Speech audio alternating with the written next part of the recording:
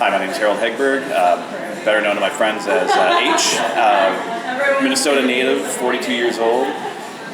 Been in the restaurant industry for about 25 years. So when I moved to Seattle back in '97, I took a job at a place called the Belltown Pub, which is now closed. Tim Buckley, the guy who was the GM there, opened up Buckley's on Queen Anne here shortly thereafter and took me on as the general manager. This is Buckley's on Lower Queen Anne. This is my baby, the store that I run, and it's about 2 blocks from the Space Needle, so if that gives you any idea of how close we are to the fun. Why don't you come on in, I'll give you a tour.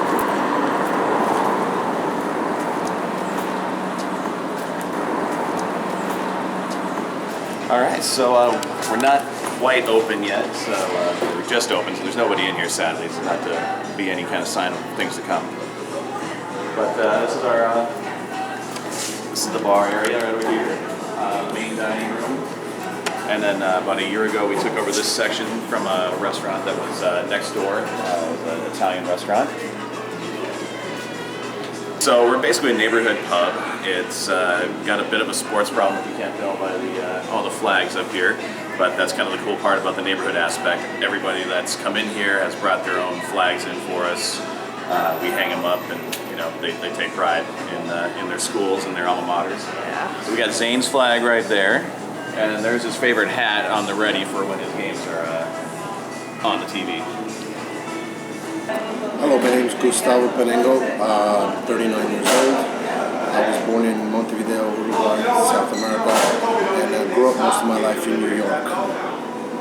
And I just loved doing everything and watching the end result and what it took to get there. In college, I was on my own and kind of had to fend for myself, and I refused to eat fast food, so I would call my mom and get recipes and just learn to cook. I've done about every job that there's to know in the restaurant. I started out as a dishwasher at the age of 16, moved up into prep work, and then as and into a line cook. Later on moved into waiting tables, and that's kind of been my passion. It's been like the front of the house, service and whatnot, but always in the back of my mind, cooking and the creative aspect has always been there. I'm always up for a challenge. I always love to learn something new to cook. I'm fascinated with anything that's just interesting or unique or different, and I like to push it. And just since day one, I've taken a love to grilling and any type of cooking, so I put my heart into it. I met H several years ago at a dinner he was hosting. Gus and I met also about 2 years ago during my birthday parties. He heard that this crazy guy was going to deep fry a prime rib. That was me. Well, he was cooking an entire prime rib, which sounded very appealing to me. So one of my good friends who's close with him said that it would be probably a good fit for us to meet. And we did, and I actually became his assistant cook that night. And ever since we've been kind of battling who can cook better, whichever barbecue.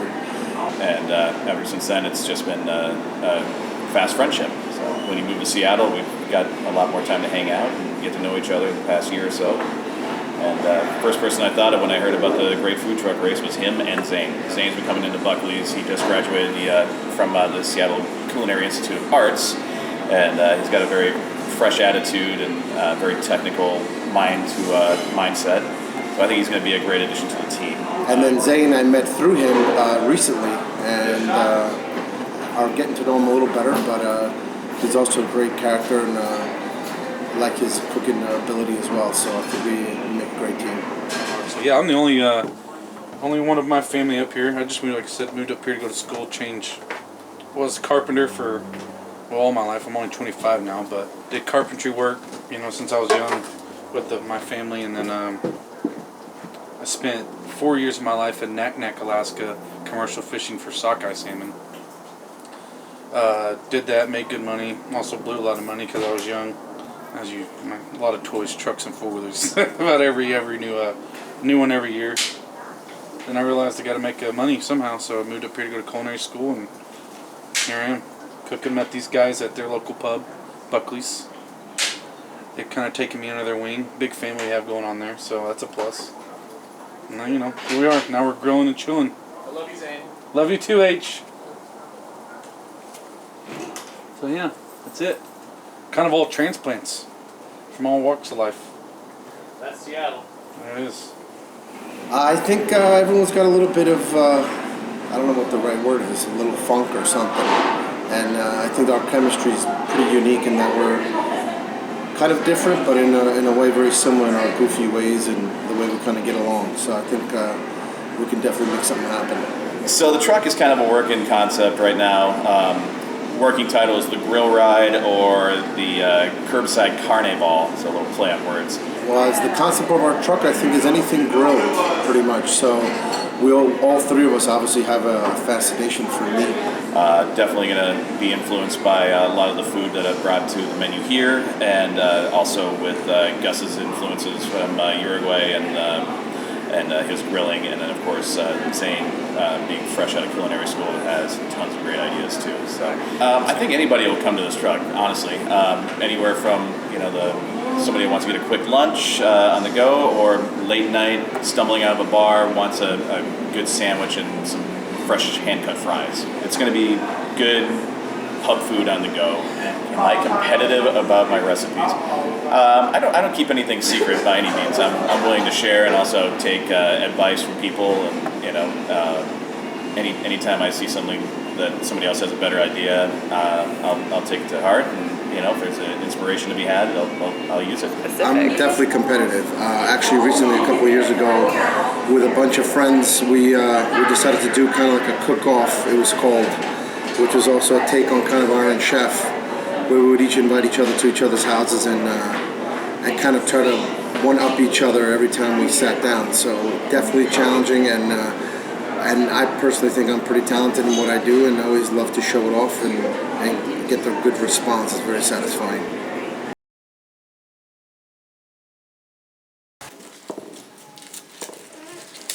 Joey keeps his bowls. Nope. Your guess is as good as mine at this point. Nice, buddy. I would guess over there above the toaster. Where's the finest china? So we could use that. Well, we are making Chimichurri. chimichurri at the moment for our Got some flank steak here. flank steak, short ribs. We'll be grilling up shortly. Sausage. Got some oxtail. Oxtail, which is going to Just be because we wanted to try it out. try it out. Yeah. Sausages, blood sausage, asparagus. Correct terminology. Correct. Multiple asparagus. This wouldn't be surf and turf without the surf. Right. Ooh. Only the biggest prawns you've ever had. They're crazy big. They're trying not to be lobsters. Cooking with booze is always good too. This is going to be the trick. Grilling oxtail without it coming out as leather. We shall see. Experiment, right? Why will it be tricky? Because it's the tendons and where it's located on the animal is tough. It needs to sit in a braise and stew for a long time. So now we're going to try to cheat the system and grill it. Throw some acid on there, get it cooking. Is that the biggest shrimp you ever seen? Oh, I know what I was going to put that garlic. Ooh, you know what That's an would be oxymoron. really good on a food truck? Your skewered shrimp. The chili. And then just take it. Hey, Shrimp on a stick. Shrimp on a stick.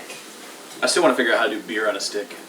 let's put these on that. Well, where are you now? At like 200-300? Oh, we're at 4. We're at peak. We're at max capacity. Hey kid, you want some tongs? Give me the handle.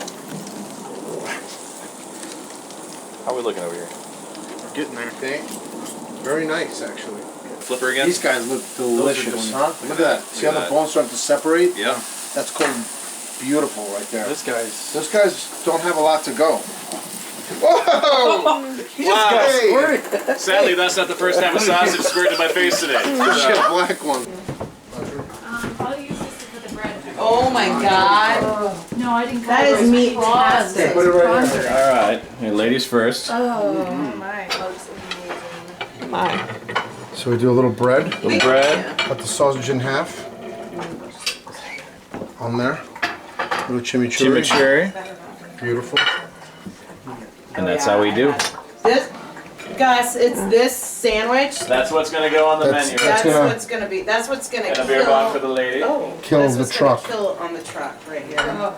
What kind of meat is that Zane's slicing It's a little up? flank steak. Nice. What What sort of preparation? We did a little little rub of love, just some Montreal steak, garlic, Worcestershire. Nice. Zane's love magic on it. I'm liking the Or nice H's skills love. going on. And the way these Thin handling it. slice is beautiful. Be civilized and sit. golden You brown. can sit right Please. here too. Hooking a brother Yeah. up there? We, Oh, that's what I'm talking about. That's it right there. so this is a bulldog over here after having had lots of meat. one of these out. With the tongue. Stressed out bulldog. Oh, come on. So last night, successful dinner. Definitely. Yeah, cooked up some good flank steak.